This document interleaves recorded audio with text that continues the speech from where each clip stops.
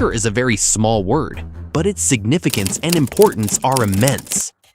Hackers have the power to destroy a person's life. It is possible to cause immense damage to an entire nation only through this hacking. You can take the incident of Bangladesh bank money theft as an example. These hackers took control of the server by sending spam mails and transferred thousands of crores of rupees to some foreign bank accounts by exploiting the government holiday period. Some of this money was indeed recovered, but most of it was never traced. If you saw hacking scenes in South Indian movies and thought that some crackhead college dropout was sitting in front of the computer day and night doing these things, then you are living in a fool's paradise.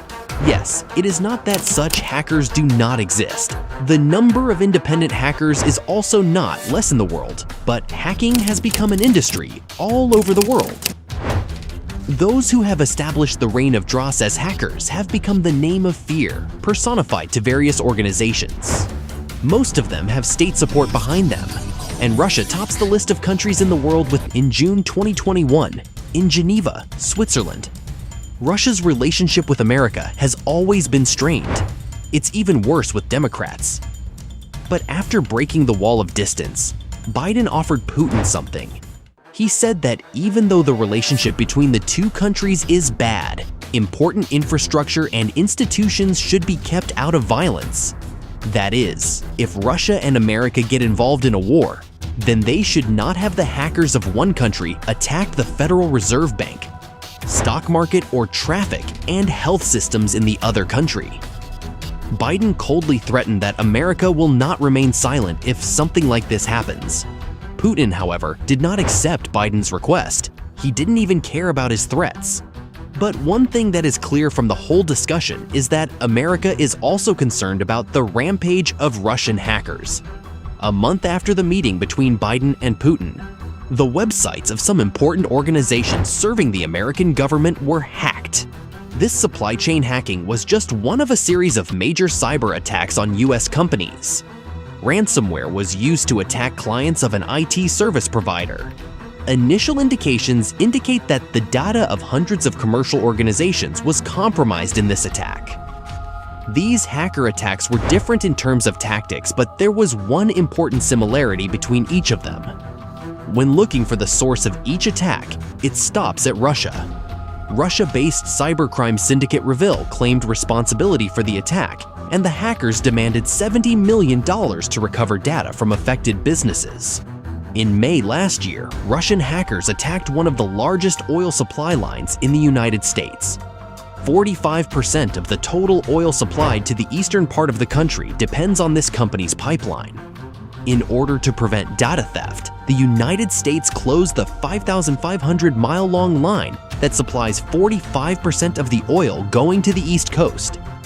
Ransomware attacks on Colonial Pipeline's corporate computer network have led hackers to steal large amounts of data and hold important data hostage until a ransom is paid. Due to this, the entire system was shut down for several hours. A Russian-speaking hacker group called DarkSide did the hacking. A BBC investigation revealed some information about this hacker group. They have a website that is not accessible to the general public.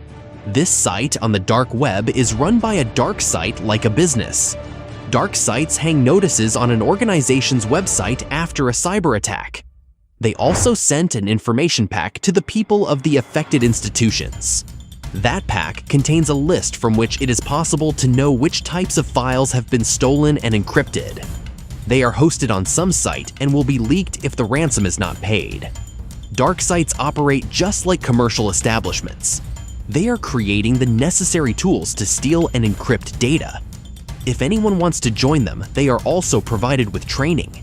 Useful toolkit is provided during the training, which includes useful software for hacking, a sample email sent to a hacking victim, and rules of hacking attack, provided that a portion of the ransom earned after all hacking is to be paid to the dark site. In July last year, a group of hackers carried out a cyber attack on the computer network of JBS, the world's largest meat processing company. It is believed that the attack was launched from Russia. More than 150,000 employees work at JBS worldwide. ET systems are an essential part of modern meat processing plants. JBS operations in Australia, Canada, and the United States were temporarily suspended due to the cyber attack. As a result, there is a shortage in the supply of meat. At the consumer level, meat prices rose slightly. The issue was discussed directly with Russia from the White House. Later, hackers returned the hacked website. Also, in May last year, another Russian hacking company, Nobelium, launched a cyber attack targeting some US government agencies, consultancies, and NGOs. At least a quarter of the organizations targeted are involved in international development, humanitarian issues, and human rights work. Even Nobelium's hackers managed to break into a campaign. Turla used Iranian systems to collect various types of data and used them to hack. According to British intelligence agency GHQ, Turla carried out cyber attacks in 35 countries and organizations in 18 months. They were successful in 20 of these attacks. Among these 20 attacks, it was mentioned in the report that there are some institutions in America, Estonia, Czech Republic, Middle East, and Britain. It's understandable why Russian hackers are feared by America and other countries. Now let's come to the story of how the Russian government provides state support to these hackers. Let's start with the case of Alexander, a 33-year-old computer programmer from Russia. He thought his job was to protect people from cyber attacks. But his thinking changed when the government asked him to do the opposite, cyber attacks. He was suddenly asked to join the military in Russia in 2016. But he did not agree to this proposal, and because of this, he also understood that he would be in danger. And that's why he left Russia and went to Finland. He is now living there with political asylum. The New York Times Moscow correspondent wrote an op-ed about Russia's hacker recruitment process. There he said Russian army generals redefined war. According to the new definition, war is more than a competition for ammunition. They have included cyber warfare as a central policy for some interest. There will be no war over oil in the coming days. There is less chance of a war over the border. Information will be the cause of war. The more information he has, the more powerful he is, and enriching that database requires a coordinated army of trained hackers. And that is what Russia is doing. America knows it has no choice but to take Russian hackers seriously. If you found this video intriguing and want more content like this, please subscribe now and hit that notification button.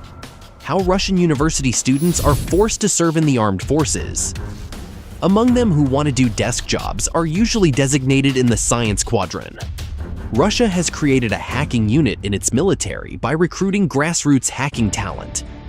Many influential hacking teams have emerged outside of the military and under the umbrella of the government. Who can make another country's air radar system, road traffic system, and even gas and oil transportation system useless? They must be afraid. The Pentagon may know how to prevent a Russian nuclear bomb, but America is still helpless against the rampages of Russian hackers. Recent events have repeatedly highlighted that reality.